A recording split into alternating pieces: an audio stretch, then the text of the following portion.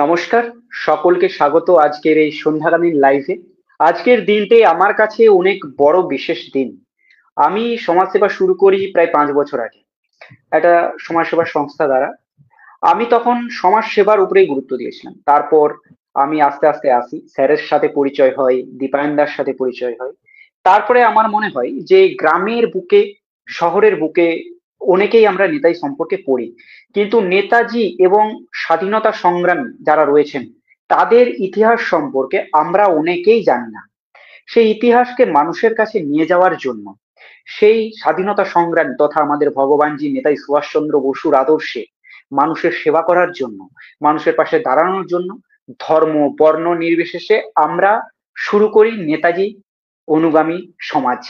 এই নেতাজি অনুগামী সমাজ সূত্রপাত হয় নেতাজি সুভাষচন্দ্র বসুর আদর্শ থেকেই। কিন্তু মানুষের মধ্যে প্রশ্ন থেকেই যায়, আসলে নেতাজি সুভাষচন্দ্র বসু কি হলো, কিভাবে তিনি নিজেকে আত্মগোপন করলেন 18ই আগস্টের পর? ওই সময় কি আদেও প্লেন দুর্ঘটনা ঘটেছিল?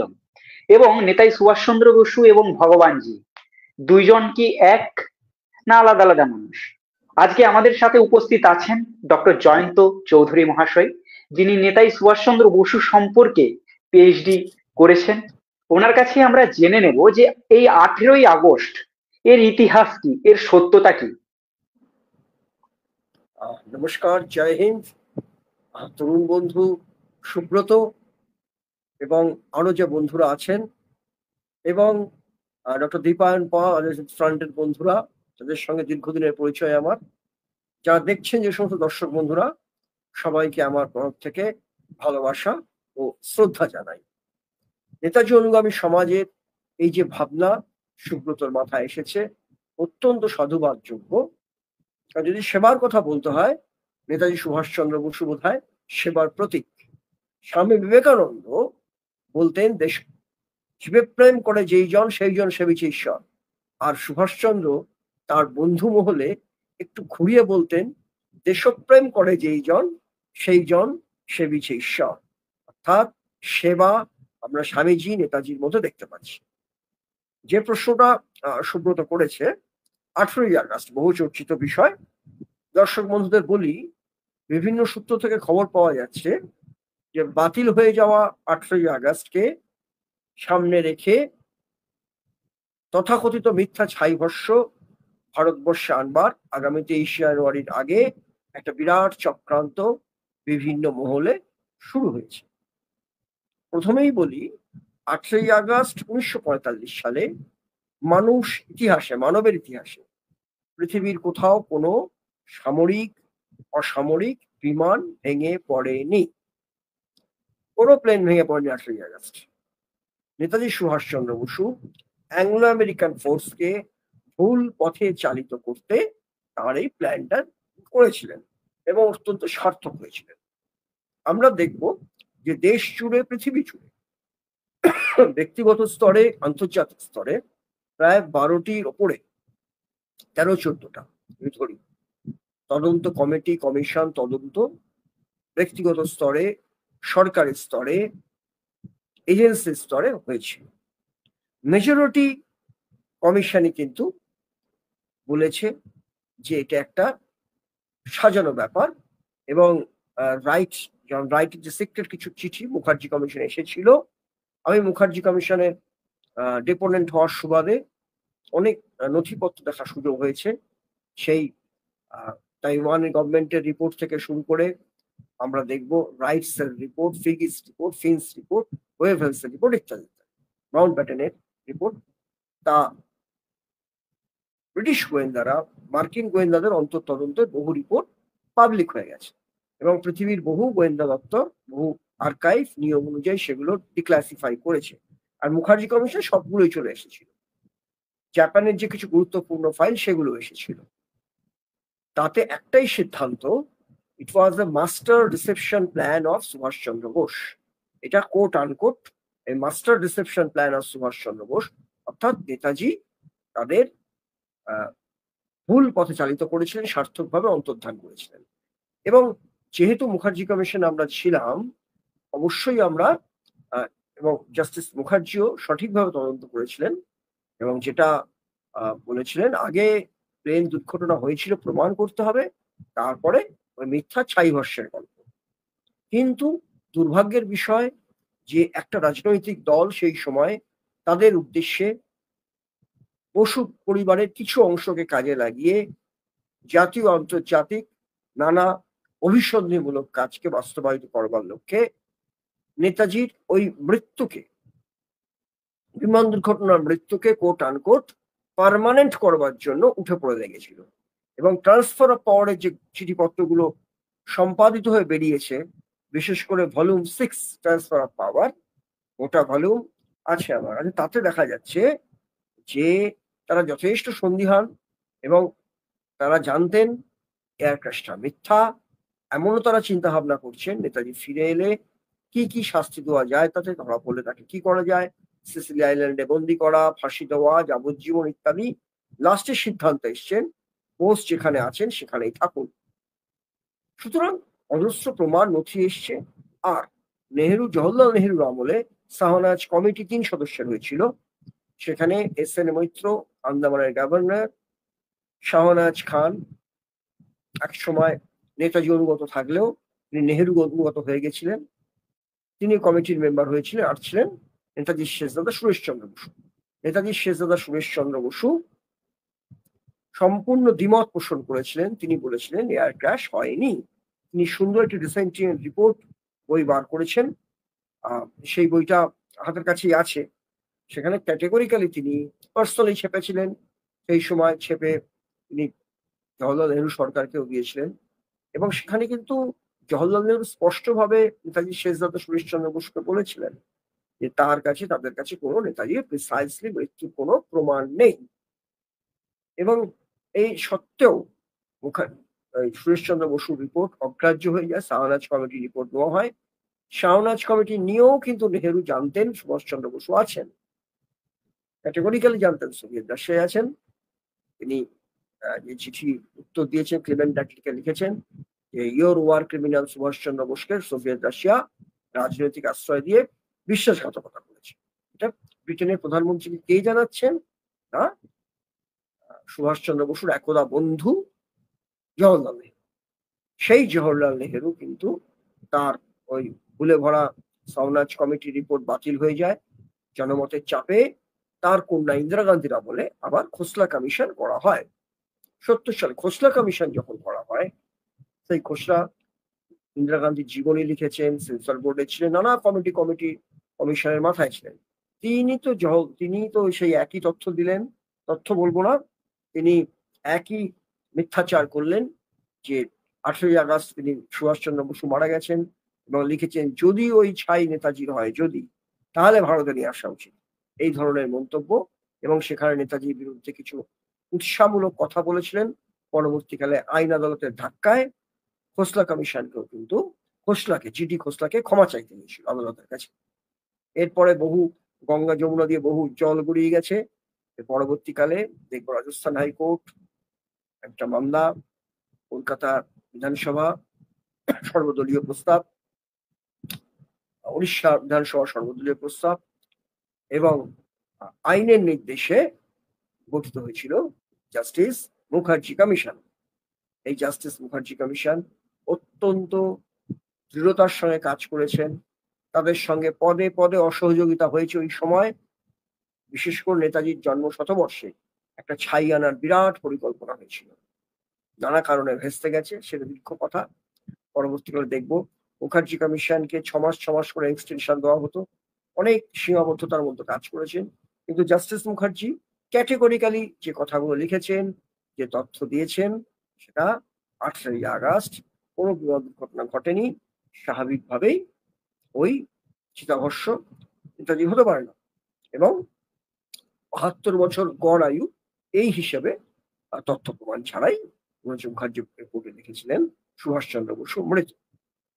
ফলে সুব্রত, মোটামুটি 8ই আগস্টের ব্যাপারটা আমরা দেখতে পাচ্ছি যে সর্বৈব কোনো তথ্য প্রমাণ ছাড়া একটা হাস্যকর মিথ্যা জিনিস, বোধহয় পৃথিবীর শ্রেষ্ঠ মিথ্যা জিনিস, সেটাকে আমরা প্রতিষ্ঠা করার চেষ্টা করছি। একটা সেকশন মরিয়া হয়ে গেছে, যারা অনেক লেখক গবেষক তারা নেতাজিকে এরকম মারা গেছে ইত্যাদি ইত্যাদি বলে থাকেন, নানা বিষয়ে চর্বিত চর্বণ করেন, তারা কিন্তু মুখার্জি কমিশনের সময় শীত ঘুমে চলে গেছিলেন, হাইবারনেশনে চলে গেছিলেন। এবং অনেক দাবিদার পরিবারের লোকজন তারা নানা রকমের ওয়েবসাইটের মাধ্যমে এয়ার ক্র্যাশের গল্পটা ফেরি করতে ভালোবাসেন। শুধু একটু বলে দিই, সংযোজন করি যে যে চিতাভস্যের কথা বলা হচ্ছে সেই ভস্য 1989 সালের 4 সেপ্টেম্বর মধ্যরাতে তীব্র আগুনের প্রকোপে ভস্মীভূত হয়ে যায়। পুরো রেঙ্গুজি মন্দির কাঠের পুরোটাই পুরো ভস্মীভূত হয়ে গেছে। সংবাদপত্রের খবর, news agency. Manoj Mukherjee commission তো সেই ওই ভস্য দেখতে পায়নি। ভস্যের থেকে দেখা গেল রিমেইন্স হয়ে গেছে আনপোড়া জজ, ফন্টাল লোব, প্যারাইটাল লোব, আতপোড়া মাথার খুলি একটা পরিষ্কার নতুন চকচকে কাঠের বাক্সের মধ্যে, এবং অলৌকিক ভাবে সেখানে আবার ছোট ছোট আর টাটকা ব্রাউন পেপারের মধ্যে ছোট ছোট গুঁড়ো গুঁড়ো ছাই কার বা কার মিশিয়ে দেওয়া হয়েছে। অর্থাৎ মেডিকো লিগাল কোনো ভ্যালু নেই, চিতাভস্যের কোনো মেডিকো লিগাল ভ্যালু নেই। এবং সঠিকভাবেই জাস্টিস মনোজ মুখার্জি ওই ডিএনএ টেস্টের গল্পের দিকে এগোননি। এখন একটা section of Bose family, section of authors and researcher, তারা এই ডিএনএ টেস্ট চিতাভস্যের গল্প দিয়ে মানুষকে বিভ্রান্ত করছে, দেশকে বিভ্রান্ত করছে, এবং তাদের অপরাধের বোঝা আরো বাড়াচ্ছে। সুব্রত। হ্যাঁ, অসংখ্য ধন্যবাদ। আমি এই সম্পর্কে জানলাম 18 আগস্ট। তো চিতাভস্যের যখন স্যার কথা আসে, তখন একজনেরকে আমরা প্রতি বছর 23শে জানুয়ারি ভগবানজির জন্মদিনে আমরা দেখতে পাই, অথবা 18ই আগস্ট আমরা দেখতে পাই। প্রথমে কংগ্রেসের অফিসিয়াল পেজ থেকে একটা নেতাজির হচ্ছে মৃত্যু দিবসের পোস্ট কার্ড আসে, তারপর অনিতা কাফ নামক একজন, যিনি নিজেকে নেতাজি সুভাষচন্দ্র বসুর কন্যা বলে বা ঘোষিত করে রেখেছেন, ওনার কাছ থেকেও আমরা একটা আবেদন পাই যে কেন নেতাজি সুভাষচন্দ্র বসু চিতাভস্ম আনা হলো না। এই যে একজন নেতাজি সুভাষচন্দ্র বসুকে নিজের কন্যা রূপে বলছে সবার কাছে, এইটার কতটা সত্যতা রয়েছে? আচ্ছা, আমি খুব ক্যাটেগরিক্যালি বলি, একদম যে তথ্য এসেছে সরকারি তথ্য, তাতে স্পষ্ট যে ওই তথাকথিত বিদেশিনী অ্যানিটা, উনি কলকাতায় এলে বা সংবাদপত্রে কোনো কোনো বাঙালি মেয়ের নাম অনিতা করে দেয় এবং বসু জুড়ে দেয়। অ্যানিটা, আমরা যদি ডিকশনারি দেখি, অক্সফোর্ড ডিকশনারি, অ্যানিটা একটা ইউরোপিয়ান নাম। অ্যানিটা প্যাফ কোনো কালেই বসু পদবী ছিল না। সেঙ্কেল তো দেওয়া হয় তাকে, বসুটা এখানে জুড়ে দেয়। তিনি আইনগতভাবে কিংবা বায়োলজিক্যালি, লিগালি এবং বায়োলজিক্যালি সুভাষচন্দ্র বসুর সঙ্গে যুক্ত নয়। কারণ তার বার্থ সার্টিফিকেটে তার বাবার নামের জায়গা ফাঁকা, মায়ের নামের জায়গায় ক্যারোলিন এমিলি সেঙ্কেল। ক্যারোলিন এমিলি সেঙ্কেলকে আমরা জানি না। 5 রকম ছবি পাচ্ছি তাকে, এবং ওই দাবিদার পরিবারের তরফ থেকেই আলাদা আলাদা 5 জন মহিলাকে এমিলি সেঙ্কেল বলে চিহ্নিত করা হচ্ছে। আমরা দেখতে পাচ্ছি মুখার্জি কমিশনে যখন ভগবানজি বা গুমনাই বাবার ঘরে প্রাপ্ত কিছু দাঁতের স্যাম্পেলের ডিএনএ টেস্টের প্রয়োজন ছিল। ডিএনএ টেস্টের প্রয়োজনের জন্য দরকার প্যাটার্নাল সাইট এবং ম্যাটার্নাল সাইট থেকে ব্লাড স্যাম্পেল। সেই সময় ব্লাড স্যাম্পেল দিতে কেউ রাজি হচ্ছিল না। যিনি তোমরা আমাকে রক্ত দাও, আমি তোমাদের স্বাধীনতা দেবো বলতেন, তার অনুসন্ধানে প্রকৃত কমিশনে এই দাবিদার পরিবারে কেউ এগিয়ে আসছিলেন না।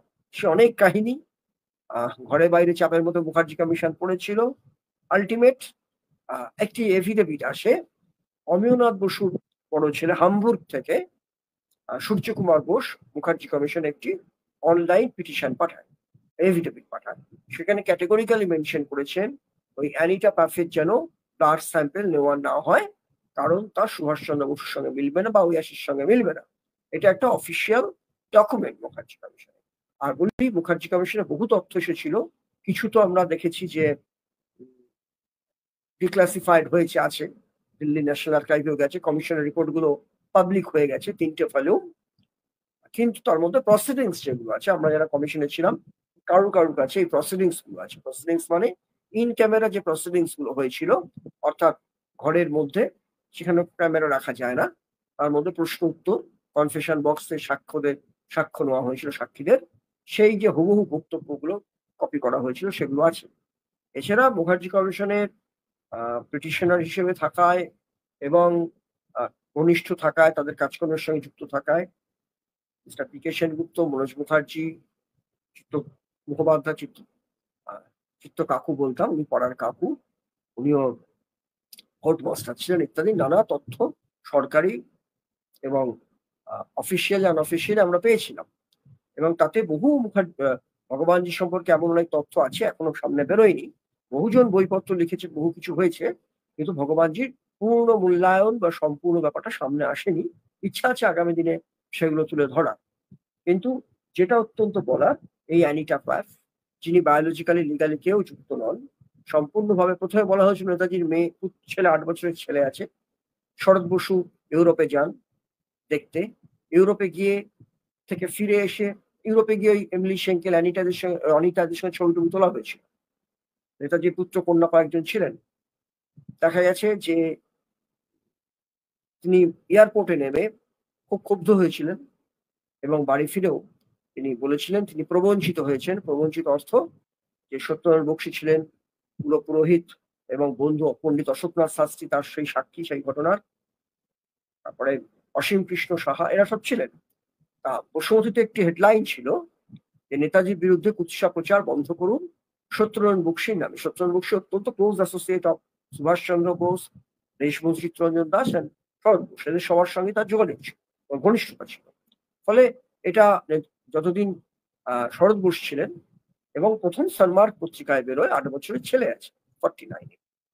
এই নেতাজি নাকি 8 বছরের ছেলে আছে 49-এ। ভেতরের গোপন ব্যাপারগুলো পরবর্তীকালে আমরা দেখতে পাচ্ছি, এবং সেখানে কিন্তু রামগতি গাঙ্গুলি বেনারসের ফরওয়ার্ড ব্লক নেতা, তিনি তৎক্ষণাৎ চিঠি লিখেছিলেন শরৎ বোসকে। শরৎ বোস সেই চিঠির উত্তর দিয়ে বলেছিলেন এইসব ডায়ারেটিভ ব্যাপারগুলোকে ইগনোর, এবং সেই চিঠির ফটোকপি সব বেরিয়ে এসেছে। আমার ক্ষমা করো সুভাষ বইতেও সেগুলো সব দিয়েছি। এরপরে শরৎ বোস মারা গেলেন প্রায় অসময় 50 সালের সম্ভবত 20শে ফেব্রুয়ারি। তারপরে আনন্দবাজার পত্রিকায় বড় হেডলাইনে বেরোলো, আমার অসমাপ্ত কাজ পূর্ণ করুক আমার কন্যা বলে একটি জাল চিঠি। জাল চিঠি না বলে মহাজাল চিঠি বললেও ভালো। সেখানে জনৈক ভদ্রমহিলা শাড়ি পরে দাঁড়িয়ে আছেন, এমিলি সেঙ্কেল ক্যাপশন দেওয়া হয়েছে। বোঝাই যাচ্ছে এগুলো সেই সময়কার নানা দুরাচার, ব্যভিচার, অন্যায়ের কাজ। আর যে চিঠি কি বলা হচ্ছে সুভাষচন্দ্র লিখেছেন তার মেজদা শরৎ বোসকে, তার প্রতিছত্রে ভুলে ভরা। কারণ সেই নেতাজি যত চিঠি লিখেছেন দাদাদের, তার মধ্যে শরৎ বোসকে যে ওই চিঠিটি কিন্তু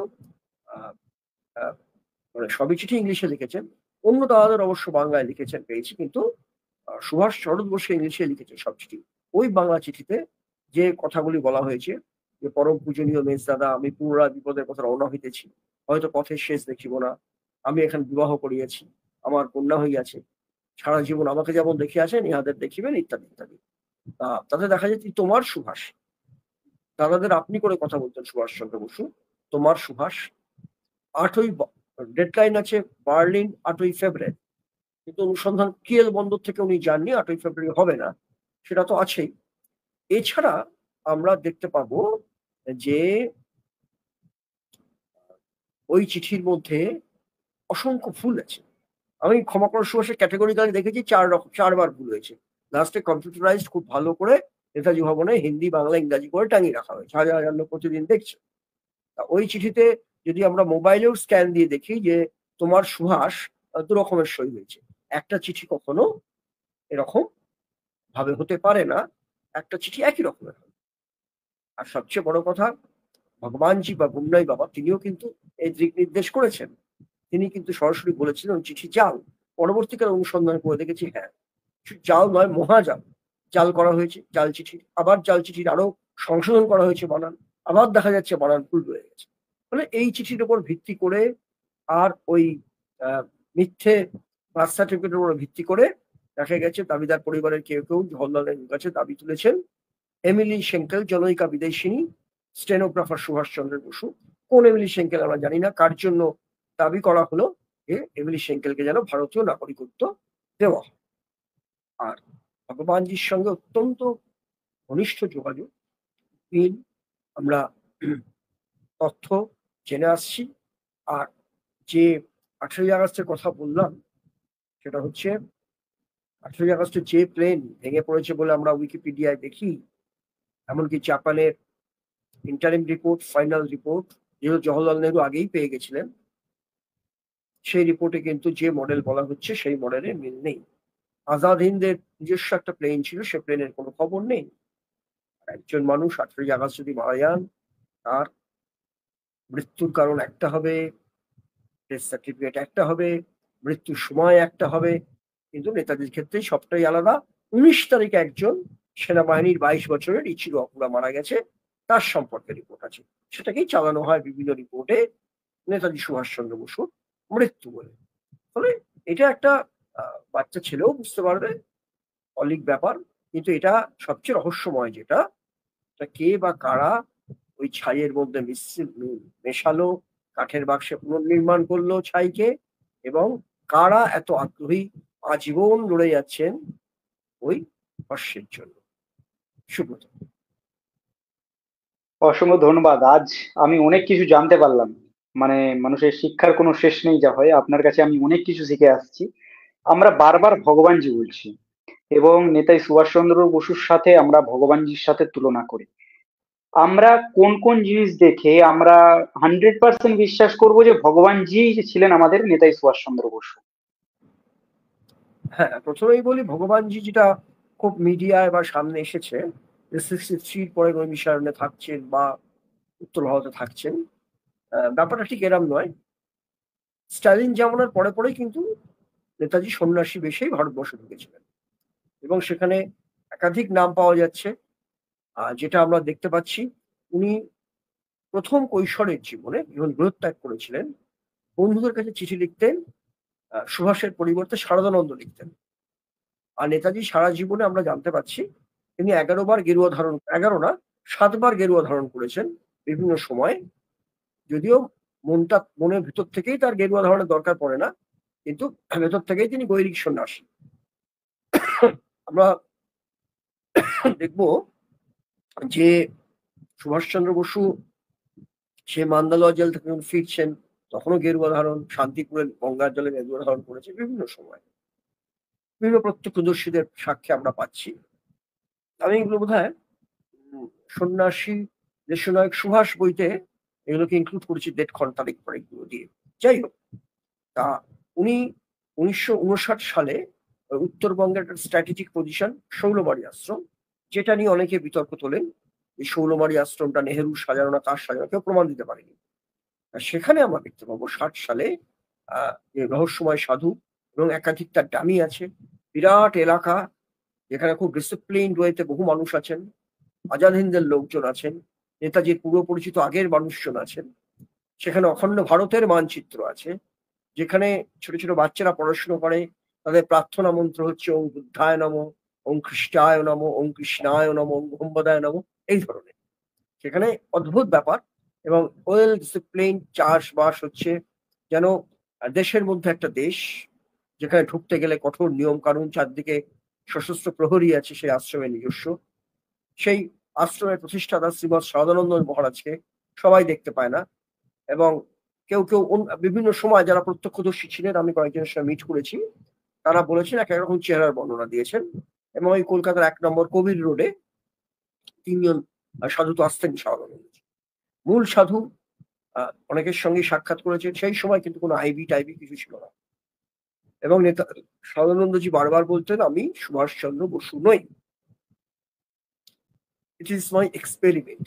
আমাকে দেখে সবাই নেতাজি ভাবে এই সৌরবাড়ি আশ্রমটা এক্সপেরিমেন্ট। প্রশ্নটা হচ্ছে কিসের এক্সপেরিমেন্ট? এবং এখান থেকে খুব কাছাকাছি ছিল, 15 মাইলের মধ্যে পূর্ব পাকিস্তান, 65 মাইলের মধ্যে নেপাল, ভুটান, সিকিম, এরম খুব কাছাকাছি স্ট্র্যাটেজিক পজিশন একটা। পাশ দিয়ে মুশনাই নদী গেছে। সেই সাধুকে হত্যা করবার জন্য নানা গোপন পরিকল্পনা হয়েছিল। এক তরুণীকে কে বা কারা পাঠিয়েছিল। নিয়ম অনুযায়ী মুশনাই নদীতে চান করে আশ্রমে ঢুকতে হতো সদানন্দের সাক্ষাৎ পেতে গেলে। দেখা গেল তার খোপার মধ্যে রিভলভার। এরম ভাবে নানা কোনো চেষ্টা করা হতো সাধুকে হত্যা করবার জন্য। সেই সাধু সম্পর্কে পরিষ্কার তিনি বলছেন, আমি নেতাজি নই। সন্ন্যাসীরা পূর্বাশ্রমে শ্রাদ্ধ করে, পূর্বাশ্রমের নাম কখনোই তারা বলেন না। তিনি বলবেন না আমি সুভাষচন্দ্র বসু, বলেন। কিন্তু সেই ইন্টেলেকচুয়াল লেভেল, সেই লেভেল বোধহয় সেই সময় ছিল না অনেকেরই, কারণ যারা শৌলমারি আশ্রমের সাধুকে নেতাজি বলছেন, তাদের বিরুদ্ধ পক্ষ তৈরি হয়ে গেল সেই সময়, রাজনৈতিক ভাবে, সাংঘাতিক ভাবে। সেই সময় একটা প্রচার করলো যে ওই সাধু হচ্ছেন একজন ক্রিমিনাল বা পূর্ণতম আসামি, ঠিক যেমন ভগবানজির ক্ষেত্রেও বলা হয়েছিল। পরবর্তীকালে মুখ্যমন্ত্রী সেই সময়কার প্রফুল্ল সেন তিনি বললেন, না, ষোলমারির সাধু নেতাজি কিনা জানি না, কিন্তু উনি খুব জ্ঞানী এবং পণ্ডিত ব্যক্তি। সুব্রত, আমরা যদি মিলিয়ে দেখি ভগবানজির ক্ষেত্রেও সহায় কমিশন রিপোর্টটা ঠিক ওই রকমই। ওনাকেও বলা হ্যাঁ, হচ্ছে নেতাজি নয়, কিন্তু খুব জ্ঞানী পণ্ডিত ব্যক্তি। এইবার আমরা দেখব যে ষোলমারি আশ্রমে সাধুতে তখনও কিন্তু মিডিয়ায় আসেনি অত। সেই সময় বেঙ্গল ভলেন্টিয়ার্স এর আর নেতাজির খুব ক্লোজ মেজর মেজর সত্যভূষণ গুপ্ত, তিনি, হ্যাঁ, ক্যাপ্টেন বিশ্বজিৎ দত্ত, এনারা ষোলমারি আশ্রমে গেলেন এবং 3 দিন ছিলেন। কথা ছিল যদি নেতাজি হন কলকাতায় এসে জানাবেন। সত্যভূষণ গুপ্ত নেতাজির একদম ক্লোজ অ্যাসোসিয়েট, ক্লোজ মানে খুবই ক্লোজ অ্যাসোসিয়েট ওই সময়কার। তিনি আর উৎসাহ চেপে রাখতে পারেননি, আলিপুর দুয়ারেই প্রেস কনফারেন্স করেছেন উৎসাহিত হয়ে। এবং ওখানে ডিসিপ্লিন উনি ভঙ্গ করেছেন, শাস্তি পেয়েছিলেন নেতাজি, মানে ভগবানজি শারদানন্দজির কাছে। একই ব্যক্তি, এতগুলো নাম বলে ফেললাম। দেখা যাচ্ছে যে উনি বলছেন যে চন্দ্র সূর্য মিথ্যা হতে পারে, কিন্তু শারদানন্দজি নেতাজি। এরপরে তো প্রচার, পাল্টা প্রচার, সৌরমারির নামে এগেনস্টে বহু বাজে কথা বলা শুরু করলো। ঠিক যেমন নেতাজি যখন আজাদ হিন্দ সরকার পৌঁছ নিয়ে ভারতবর্ষে ঢুকছেন, তখনও সাংঘাতিক অপপ্রচার হয়েছিল। সৌরমারির ক্ষেত্রেও প্রায় আমরা সেম ব্যাপারটা দেখলাম যে অপপ্রচার হচ্ছে। এবার যারা খুব উৎসাহী হয়ে যাচ্ছে, যখন ঘোষণা হয়ে গেল সেই সময় সরকারের টনক পড়ে গেল।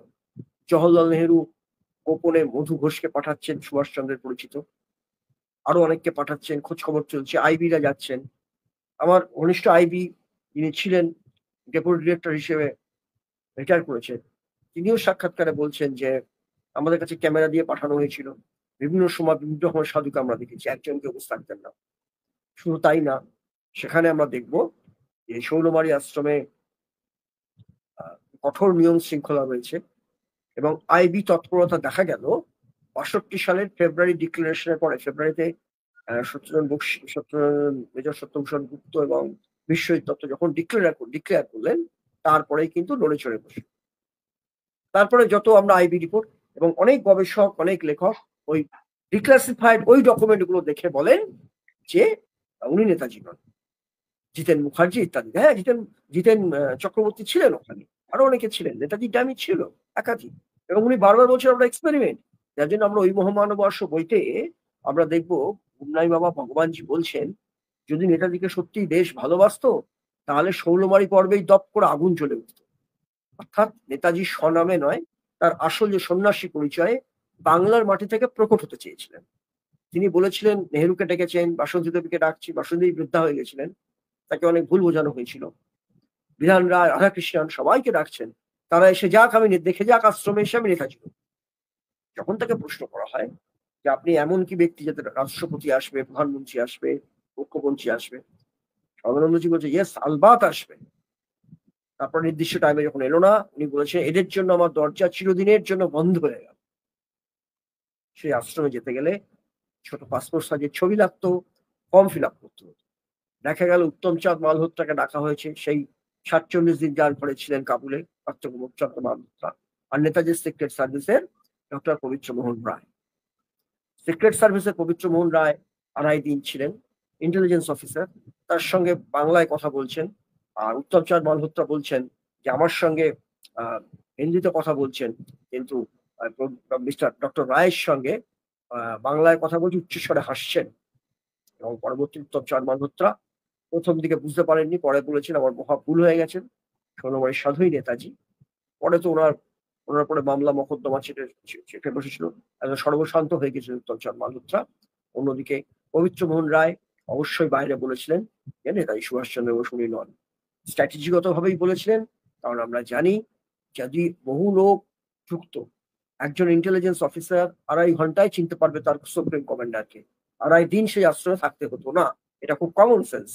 এবং সবচেয়ে বড় কথা যে কখনোই মধু ঘোষও গোপন চিঠি দিল ইন্দিরা গান্ধী নেহেরুকে, জানালেন না উনি সাধু নেতাজি নন, জিতেন চক্রবর্তী। কারণ কি, তার পূর্বতন বন্ধুকে তারা কেউ ধরিয়ে দেবে না, বিপদ সুভাষচন্দ্র বসু বিপদে পড়ুক কোনো বন্ধুই চাইবে না।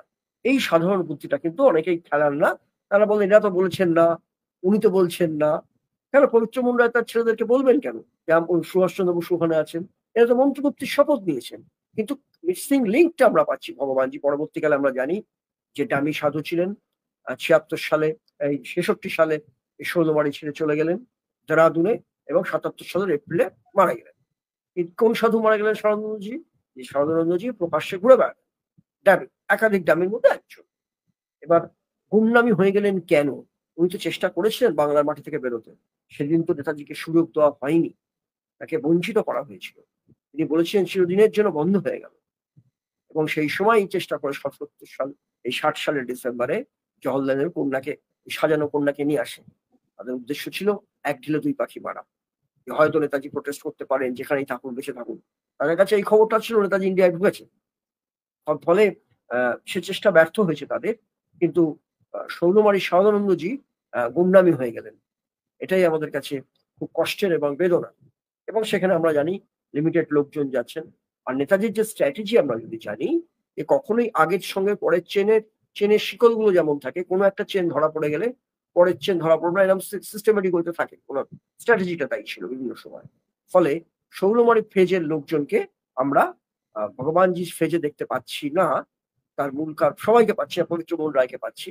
কারণ এটাও স্ট্র্যাটেজি। কারণ ওই সময় যদি প্রমাণিত হতো শৌলমারী আশ্রমে নেতাজি এসেছেন বা ছিলেন, যদি, তাহলে কিন্তু তুমুল অত্যাচার, মানে অনেক মানুষ অসহায় হয়ে পড়তেন। আজাদ গুরু বক্স সিং থেকে শুরু করে বহু মানুষজন ওখানে ছিলেন। তারা বহু মানুষ বিপদে পড়তেন। এটাই তো এটা চাননি, তার স্ট্র্যাটেজি। উনি বলছেন আমার স্ট্র্যাটেজি। এবং আমরা দেখব পূর্ববঙ্গের বাংলাদেশের যে মুক্তিযুদ্ধ, সেই যে মিসিং কানেকশন, একটা বেস ক্যাম্প হিসেবে কিন্তু শৌলবাড়ি কাজ করেছে। এবং বহু মানুষ শৌলবাড়ি সম্পর্কে বলেছেন। সেখানে আসল সদানন্দজির সঙ্গে উনি নেতাজি, তার সঙ্গে নেতাজির সঙ্গে যারা ঘনিষ্ঠ, তাদের চোখে পড়ছে। ফলে এই বিভ্রান্তিটা হচ্ছে যে ৬৩ সাল হঠাৎ, যে ১০ বছর কোথায় ছিলেন? এই স্টালিন 53 তে মারা যাচ্ছেন। আর 63 তে আমরা গুমনামি বাবার কথায় যাচ্ছি। মাঝের ১০ বছর কি হলো? এইটা মুখার্জি কমিশনের কাছে উঠেছিল, কিন্তু সেখানে বহু সাক্ষীকে পাওয়া যায়নি। তারা অনেকেই প্রয়াত হয়েছেন। সেরকম কারণ মূল ফোকাসটা ছিল গুমনামি বাবার ব্যাপারটা হয়ে গেছিল। আর যে প্রেশার গ্রুপ ছিল, নয় সোভিয়েত রাশিয়া, নয় এয়ার ক্র্যাশের মৃত্যু, এইসব প্রেশার গ্রুপ মুখার্জি কমিশনে কাজ করেছে। ফলে শৌলমারী নিয়ে খুব একটা কিন্তু সে ধরনের আসেনি। আর আমরা তো জানি ওই তথ্য নির্ভর হতে গিয়ে, অর্থাৎ ওই আইবি রেকর্ড ভিত্তি হতে গিয়ে, আইবি রেকর্ড ঠিক হয় না সবসময়, আমরা জানি। সেই আফটার 64 ফেব্রুয়ারি সব রিপোর্ট ডিসেম্বরে আমরা দেখতে পাচ্ছি। ফলে এটা ধরতে গেলে, এই সাংঘাতিক রহস্যময় ব্যাপার ধরতে গেলে, নেতাজির মনস্তত্ত্ব, ব্যক্তি সুভাষচন্দ্রকে অনুসন্ধান করা অবশ্যই জরুরি। সুব্রত। অসংখ্য ধন্যবাদ। আজ আমার অনেক জ্ঞান বাড়লো। মানে নেতাজি সুভাষচন্দ্র বসু এবং ভগবানজি এক ও অভিন্ন। আমি এটা আজ পর্যন্ত শুধুমাত্র শুনে এসেছি, এবং তার লেখা চিঠি, তার কাছে বিভিন্ন বিদেশি গ্যাজেট ছিল, সেই সমস্ত কিছু জেনেছি। পেছনে যে এত বড় ইতিহাস, তা আজকে আমি আপনার কাছে জানতে পারলাম। অসংখ্য ধন্যবাদ নেতাজি সুভাষচন্দ্র বসুকে আরেকটা কথা একটু সম্পর্কে বলে, আমার। হ্যাঁ।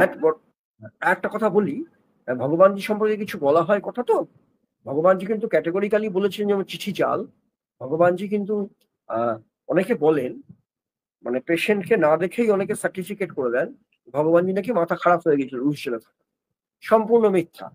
এবং কেউ কেউ দাবিদার পরিবার থেকে বলেন ভগবানজি নাকি বিয়ের কথা গোপন করেছিলেন। এটাও সম্পূর্ণ মিথ্যা এবং চূড়ান্ত মিথ্যা। ভগবানজি নিজে বলছেন বিয়ের গল্প মিথ্যা, তাকে বলা হচ্ছে, অর্থাৎ সুভাষচন্দ্র বসু অসত্য কথা বলছেন।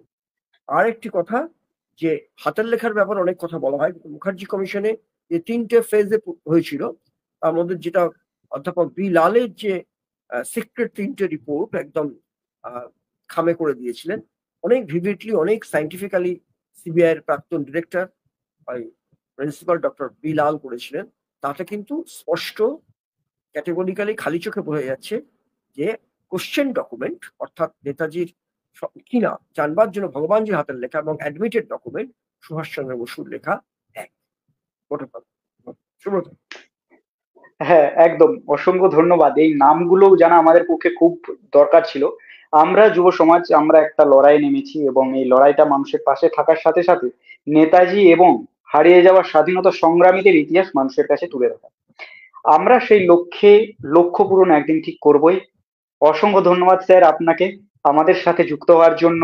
এবং আমাদের সদস্যদেরকে, আমাদের দর্শকদেরকে এত সুন্দর একটা ইতিহাস এবং আমাদের ভগবানজির সম্পর্কে জ্ঞান দেওয়ার জন্য। কারণ যেমন মুম্বাই ছত্রপতি শিবাজী মহারাজ তাদের ভগবান, আমাদের কাছে নেতাজি সুভাষচন্দ্র বসু আমাদের ভগবানের থেকেও উপরে।